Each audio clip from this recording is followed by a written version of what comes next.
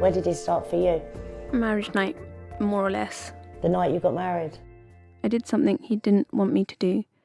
The next minute, I know he forces himself onto me and I couldn't believe what was happening. He was really forceful. A different person? A different person. And at the end, he just said, "This is what happens when you don't listen." So this carried on for 6 years, just abuse and... It was. Mental abuse? A lot of mental abuse.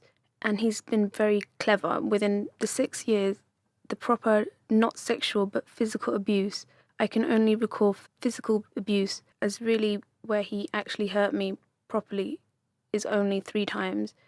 You don't know what to think. You think it's your fault that he's like this, or I just made him angry.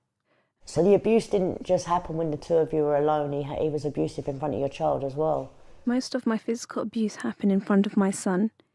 He was hitting me so hard that I thought I was dying. I just had to scream out loud to stop him, and then minutes after he's completely fine. My son woke up and told my husband off. Yeah.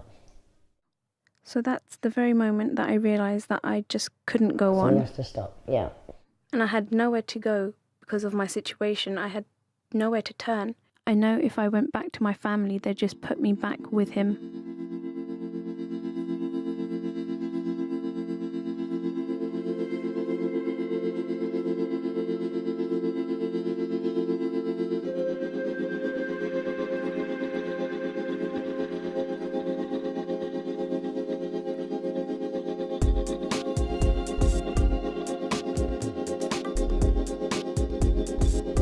I've survived a single day if I didn't get help at that time.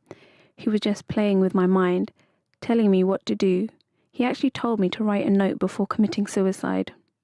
That's a terrible thing to say to somebody. You know, other people should not and do not have the right to control other people's lives, and when it starts or stops. And you've made a break and you're away from that.